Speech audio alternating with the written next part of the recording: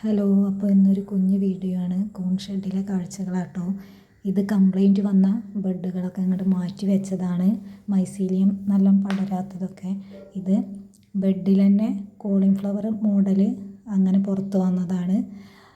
അപ്പോൾ വിത്തിൻ്റെ കംപ്ലൈൻ്റ് ആയ കാരണമാണ് തോന്നുന്നുണ്ട്. അപ്പോൾ ആ കട്ട് ചെയ്ത് കളഞ്ഞ് ഒരു ഹോളിട്ട് കൊടുത്താൽ പുതിയതൊക്കെ ഉണ്ടാവുമെന്ന് പറഞ്ഞു ഒരു ചേച്ചി. അങ്ങനെ അതൊക്കെ ചെയ്തിട്ടുണ്ട്.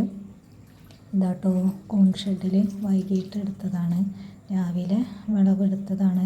ഇത് നാളേക്ക് പൊട്ടിക്കാൻ പാകമായ കൂണുകളാണ്. ഒരുപാട് ഇതിൽ ഒഴിവാക്കാനുള്ള ബെഡുകളുണ്ട്. ഡേറ്റ് കഴിഞ്ഞെന്ന് അത്യാവശ്യം വിളവെടുപ്പൊക്കെ കഴിഞ്ഞ ബെഡുകളാണ് ഇതിൽ. പുതിയ ബെഡുകൾ കുറച്ച് കയറ്റിയിട്ടുണ്ട് കേട്ടോ ഷെഡിൽ. അതെങ്ങനെയാണെങ്കിലും ഒരു മാസം ഒക്കെ എടുക്കും കൂണ് പുറത്ത് വരാൻ. ഇപ്പോൾ പെല്ലറ്റാണ്, വൈക്കോൽ കംപ്ലീറ്റ് ഒഴിവാക്കി. ഇത് മൈസീലിയം നല്ല പടരാത്തൊരു ബെഡാണ്. അതിൽ കൂണുണ്ടാവാൻ സാധ്യത കുറവാണ്. ഇതിൽ അത്യാവശ്യം ഉണ്ട് കേട്ടോ ഈ ബെഡിൽ. ഇങ്ങനെ എല്ലാത്തിലും ഉണ്ടാവുകയാണെങ്കിൽ നല്ല ഭംഗിയാണ് കാണാൻ. പക്ഷേ എല്ലാത്തിലും അങ്ങനെ ഉണ്ടായി കിട്ടില്ല. ചില ബെഡുകളിൽ നല്ലോണം ഉണ്ടാവും, ചിലതിൽ അത്രയൊന്നും ഉണ്ടാവില്ല. വിത്തിൻ്റെ കുഴപ്പമായിരിക്കാം. ഇതൊക്കെ നാളേക്ക് എടുക്കാനുള്ള കൂണാണ്. അങ്ങനെ ഇതാട്ടോ ഷെഡിലെ കാഴ്ച. അപ്പോൾ കംപ്ലൈൻറ്റ് വന്ന ബെഡുകളൊക്കെ ഇതേപോലെ തെങ്ങും തടത്തിലിട്ടതാണ്.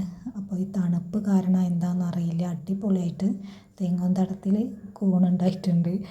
എടുക്കാനൊന്നും പറ്റില്ല, അതിൻ്റെ കളറൊക്കെ ചേഞ്ച് ആയെന്ന്. പിന്നെ ഒരു വൃത്തിയില്ലല്ലോ, വൃത്തിയുള്ള ഏരിയയിലൊന്നും ഇല്ലല്ലോ, അത് കാരണം എടുക്കാനൊന്നും പറ്റിയിട്ടില്ല. ഇപ്പോൾ ഈ തണുപ്പായ കാരണം വായുസഞ്ചാരമൊക്കെ കൂടുതൽ കിട്ടിയിട്ട് എന്താണെന്നറിയില്ല, നല്ലോണം പൊട്ടി മുളച്ചുണ്ടായിട്ടുണ്ട്. ഷെഡിൽ ഉണങ്ങിയ ബെഡുകളാണ്. ഉണങ്ങിയിട്ട് ഇതേപോലെ പൂവൊക്കെ കരിഞ്ഞ് അങ്ങനെ ആയിട്ട് അവിടെ നിന്ന് ഒഴിവാക്കിയിട്ട് ഇട്ടതാണ് കേട്ടോ ഈ സ്ഥലത്ത്.